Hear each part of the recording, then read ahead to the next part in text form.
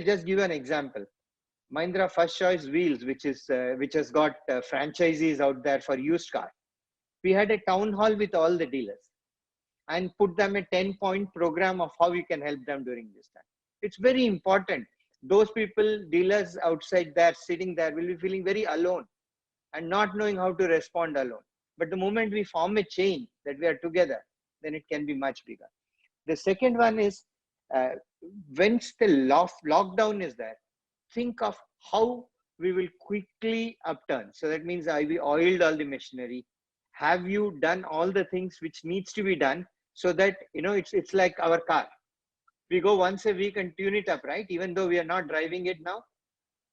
How do I tune my company's engine every week, periodically, so that when I start to open, then it opens faster. And now I don't have a dead battery. So I have to get somebody to jump start it before I can drive.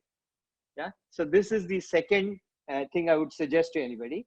And third is that everyone should come together, which is robust and ready for the economic pickup. So read the news, connect periodically to see what the new thing brings. Because if the government gives a plan, then it has a set of reaction which it sets in. How do we take advantage of that reaction? How do we come on top? So this is the first part. The second part is that the organization must learn from this and in future must tackle the unknown unknowns better. But we tackle unknown unknowns not by saying this is how in future we will tackle it, but by changing our thing to saying we know how to adapt.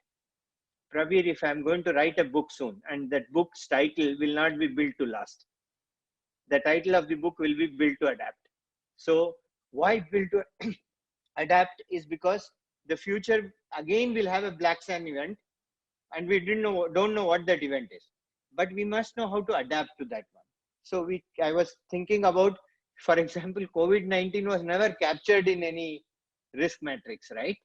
It just came up in everybody's risk matrix after the event has happened. Okay, we can be forgiven for reactionary adapting, but we must learn from this and therefore put it. So is there an SOP like a SWAT team? Any emergency come, here are the 10 people, here is how the business continuity will happen, here is how I will put in. So if you put this, so even while restarting, this same set of SWAT team can keep giving us input of how to do. So this is, I call the A team, which will help us start faster and start better. The third part is that I think, and that's the most important to my mind, every crisis gives opportunity.